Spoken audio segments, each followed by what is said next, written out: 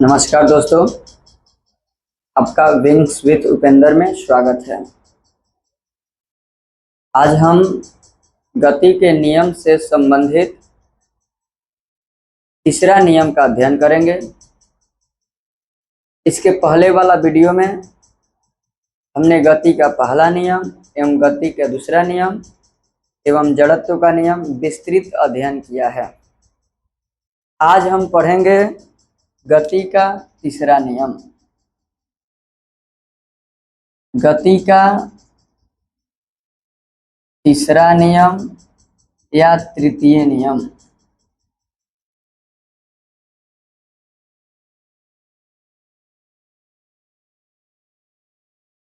आपको पहले वीडियो में हमने बता दिया है, गति से संबंधित नियम न्यूटन ने दिया।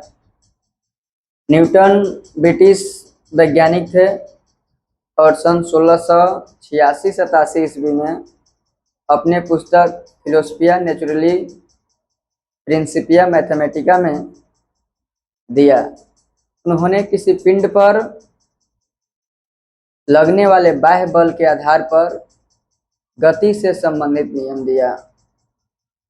गति से संबंधित 3 नियम दिया, जिसे पहले नियम को जड़त्व का नियम, दूसरे नियम के संवेग को नियम कहते हैं और गति के तीसरा नियम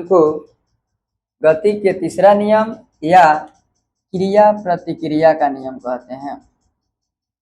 क्रिया प्रतिक्रिया का नियम कहते हैं। गति के तीसरा नियम को क्रिया प्रतिक्रिया का नियम कहते हैं। आइए समझते हैं तीसरा नियम क्या है। किसी दो वस्तुओं के अन्योन्य क्रिया में, किसी दो वस्तुओं के अन्योन्य क्रिया में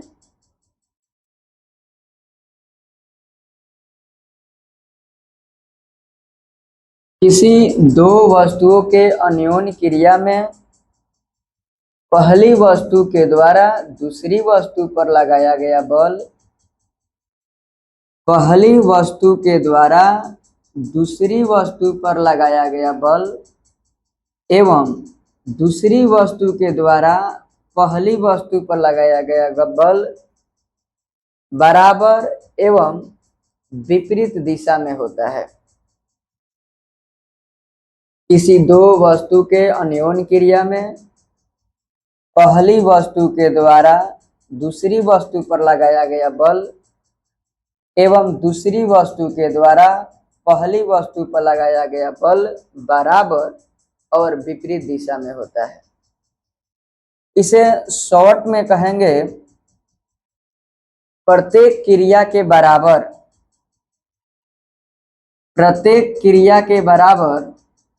विपरीत प्रतिक्रिया होता है। प्रत्येक क्रिया के बराबर विपरीत प्रतिक्रिया होता है। प्रत्येक क्रिया के बराबर विपरीत प्रतिक्रिया होता है। एक क्रिया प्रतिक्रिया बल दो अलग अलग वस्तुओं पर लगता है।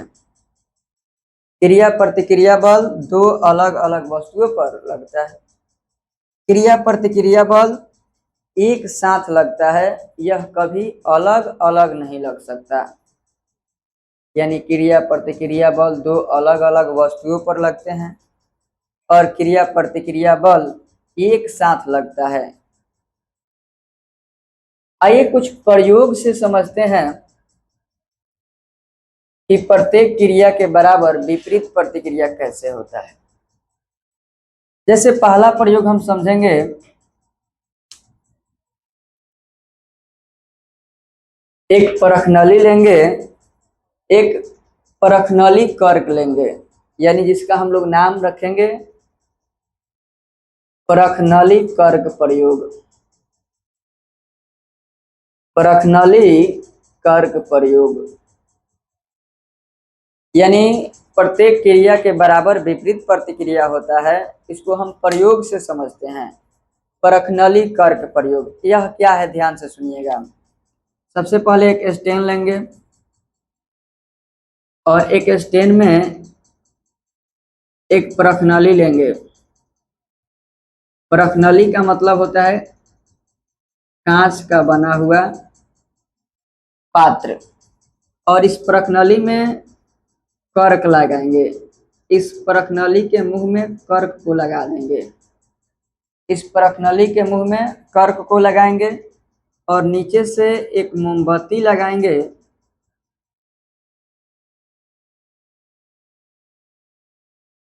और नीचे से एक मोमबत्ती जलाएंगे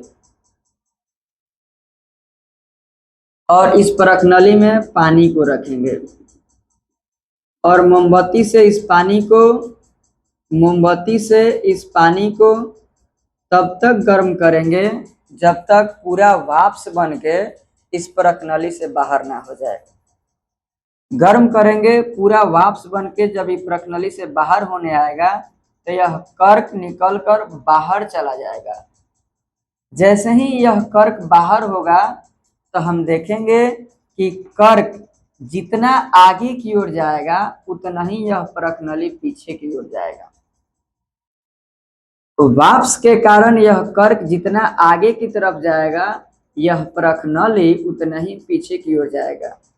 इससे यह स्पष्ट हो रहा है कि कोई बल आगे की ओर जितना लगेगा उतना ही बल पीछे की ओर लगेगा। एक दूसरा प्रयोग लेते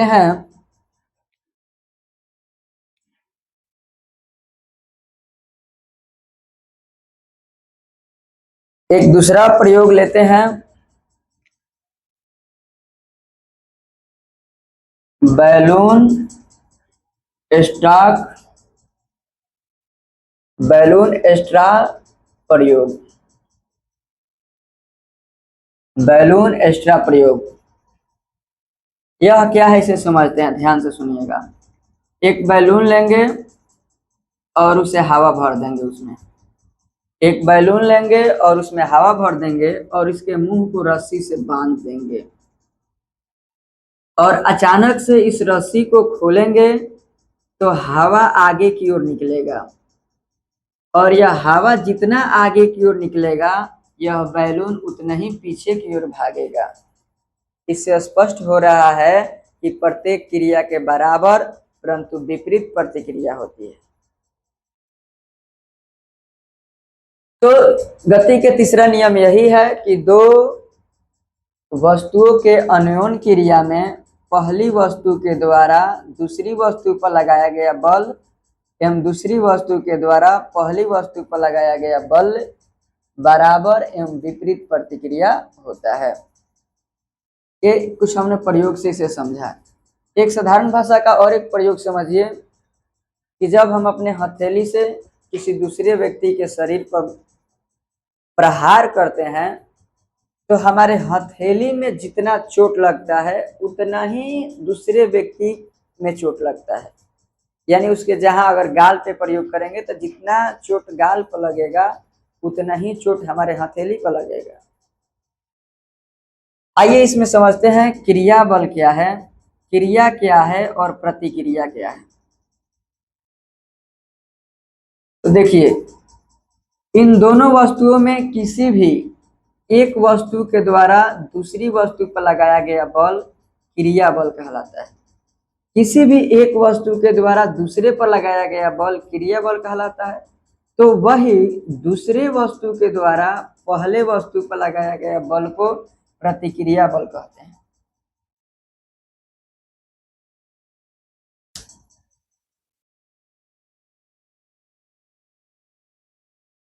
आगे हम देखते हैं कि अगर वस्तु कोई ए है और दूसरा वस्तु कोई बी है तो ए वस्तु पर बी वस्तु के द्वारा लगाया गया बल, ए वस्तु पर बी वस्तु के द्वारा लगाया गया बल को एफ ए बी से सूचित करेंगे। इसका मतलब है कि ए वस्तु पर बी द्वारा लगाया गया बल बी वस्तु पर ए के द्वारा लगाया गया बल को एफ बी ए से सूचित करते हैं। और गति के तीसरा नियम के अनुसार एफ ए बी बराबर होगा एफ बी ए के, परंतु चिन्ह माइनस होगा क्योंकि विपरीत होगा। यानी गति के तीसरा नियम से एफ ए बी बराबर होगा माइनस एफ बी ए। इसका मतलब है कि पहले वस्तु पर दूसरे वस्तु के द्वारा लगाया गया बल, और इसका मतलब है दूसरे वस्तु पर पहले वस्तु के द्वारा लगाया गया बल। आइए कुछ उदाहरण हम समझते हैं। गति के तीसरा नियम के कुछ उदाहरण हम आज समझते हैं। जैसे पहला उदाहरण देखिए, पहला उदाहरण हम समझेंगे। टेबल पर रखी हुई पुस्तक, टेबल पर रखी हुई पुस्तक, यह गति के तीसरा नियम के उदाहरण है। क्योंकि किसी टेबल पर रखी हुई पुस्तक गति के तीसरे नियम के उदाहरण है, क्योंकि यह टेबल पुस्तक पर बल लगाता है और यह पुस्तक टेबल पर बल लगाता है, और यह दोनों बल बराबर होता है, इसलिए यह स्थिर होता है। और यह दोनों बल एक दूसरे के विपरीत है, क्योंकि टेबल ऊपर की ओर बल लगा रहा है तो वही पुस्तक नीचे की ओर बल लगा रहा है। दूसरा एग्जाम्पल देखेंगे।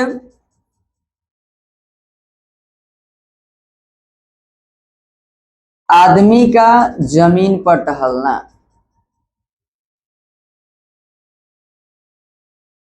आदमी का जमीन पर टहलना। अगर कोई आदमी जमीन पर टहलता है तो जितना पीछे की ओर बल लगेगा उतना ही वह आगे की ओर जाएगा, इसलिए आदमी का जमीन पर टहलना गति का तीसरा नियम है। तीसरा एग्जाम्पल हम देखेंगे, रॉकेट की गति, रॉकेट की गति। तो रॉकेट जितना पीछे बल लगाता है उतना ही ऊपर की ओर गति करता है, इसलिए गति का तीसरा नियम है। चौथा एग्जाम्पल देखेंगे, किनारे से, किनारे पर नाव से कूदना, किनारे पर नाव से कूदना। जब अगर कोई नाव किनारा पर लगा हो, अगर वहां से हम बाहर कूदते हैं तो जितना गति आगे की ओर होगा उतना ही गति नाव पीछे की ओर जाएगा, इसलिए यहाँ गति के तीसरा नियम है। आगे हम समझते हैं, कुएं से जल खींचना, कुएं से जल का खींचना। क्योंकि जब कुएं से रस्सी के द्वारा जल खींचते हैं तो मनुष्य पीछे की ओर बल लगाता है रस्सी को पकड़कर, तो वही रस्सी नीचे की ओर बल लगाता है।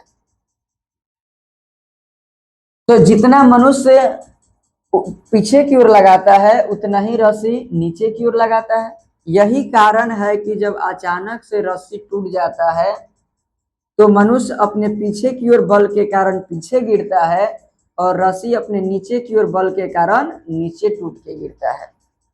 अगला एग्जाम्पल समझिए, पांचवा। चप्पू की सहायता से, चप्पू से नाव खेना, चप्पू से नाव खेना।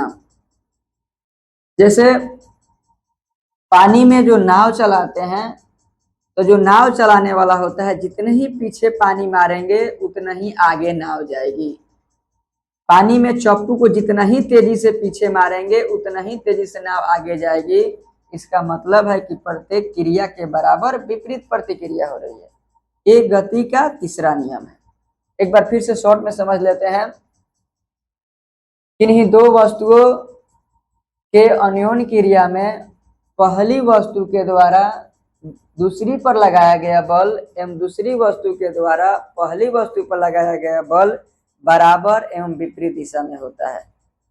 इसी को हम कहते हैं, दूसरे शब्दों में, प्रत्येक क्रिया के बराबर विपरीत प्रतिक्रिया होती है। ये जो क्रिया प्रतिक्रिया है इन्हीं दो अलग अलग वस्तुओं पर लगती है। एक क्रिया प्रतिक्रिया एक साथ प्रयोग होता है। इसका कुछ हमने एग्जाम्पल समझा, प्रयोग समझा कि यह प्रयोग कैसे है। तो जब बैलून से हवा निकलता है तो जितना हवा आगे की ओर जाता है उतना ही बैलून पीछे की ओर जाता है। जब किसी परखनली कर्क का प्रयोग हमने समझाया, तब उसको जब गर्म करते थे तो वाष्प के कारण कर्क जितना ही आगे जाएगा उतना ही परखनली पीछे जाएगा। या किसी इंसान को अपने हथेली से जब एक चाटा मारते हैं तो उसके शरीर पर जितना चोट लगेगा उतना ही चोट हमारे हथेली पर भी लगेगा। इससे यह स्पष्ट होता है कि प्रत्येक क्रिया के बराबर विपरीत प्रतिक्रिया होती है। कुछ उदाहरण आपके सामने है। टेबल पर रखी हुई पुस्तक क्रिया प्रतिक्रिया के उदाहरण है। आदमी का जमीन पर टहलना क्रिया प्रतिक्रिया के उदाहरण है। रॉकेट की गति गति के तीसरा नियम है। किनारों पर नाव से कूदना गति का तीसरा नियम। कुएं से जल का खींचना गति का तीसरा नियम। और चप्पू से नाव का खेना गति का तीसरा नियम है।